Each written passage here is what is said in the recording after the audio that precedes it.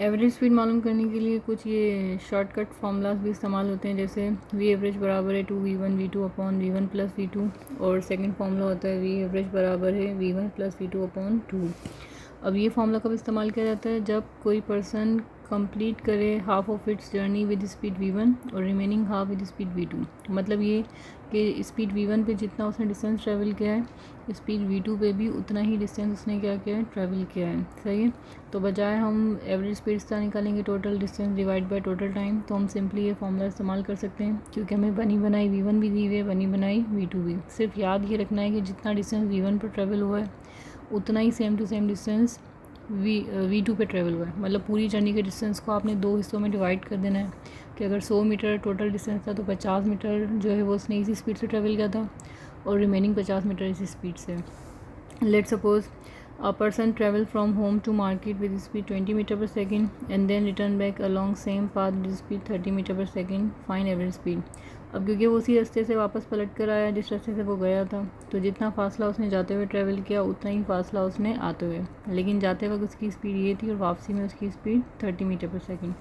तो इस बार V average निकालने के लिए जो फॉर्मूला इस्तेमाल किया जाएगा वो होगा 2v1 v2 upon v1 plus v2। तो यहाँ पर 2v1 की जगह पर हम रख देंगे 20 और v2 की जगह पे 30, और दोनों क्या हो जाएंगे, ऐड हो जाएंगे। तो ये हो जाएगा 2 into 20 multiply by 30 divided by 50। 0 0 से कैंसिल, 5 1 5, 5 4 20, 2 4 8, 8 3 24 मीटर पर सेकेंड। तो ये फॉर्मूला से इस्तेमाल करना है जब आपको लगे कि टोटल डिस्टेंस जो है वो सिर्फ दो बराबर हिस्सों में डिवाइड कर दिया गया और हर बराबर हिस्से की जो स्पीड है वो अलग अलग थी। पहले हाफ में वो v1 से चल रहा था और दूसरे हाफ में v2 से। इसी तरह अगर ऑब्जेक्ट जो है वो इस तरह ट्रेवल करे कि जर्नी के जितना टाइम था उसके आधे टाइम में उसकी स्पीड v1 हो और बाकी जो टाइम था उसमें उसकी स्पीड v2, तो यहाँ डिस्टेंस सेम नहीं है जो दोनों ने चल के दिखाया दोनों हाफ में, बल्कि टाइम सेम है। जैसे एक गाड़ी है जो कि ट्रैवल कर रही है 40 किलोमीटर पर आवर से फॉर 2 आवर्स, और फिर वो ट्रैवल करती है 60 किलोमीटर पर आवर से फॉर नेक्स्ट 2 आवर्स। तो मतलब 2 घंटे एक स्पीड थी, फिर अगले 2 घंटे कोई और स्पीड। तो जितना टाइम पहली स्पीड पर था उतना ही टाइम दूसरी स्पीड पर। तो वी एवरेज बराबर हो जाएगा v1 प्लस v2 अपॉन 2।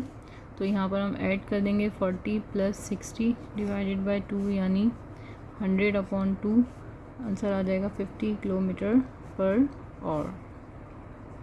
तो ये आपके लिए आसान तरीका है, बजाय इसके कि मैं वेलोसिटी को और टाइम को सॉल्व करके पहले डिस्टेंस निकालूं, फिर वेलोसिटी और टाइम को सॉल्व करके फिर डिस्टेंस निकालूं, फिर दोनों डिस्टेंस को ऐड करूं, फिर दोनों टाइम को ऐड करूं, फिर उसके बाद सॉल्व करूं ये एवरेज।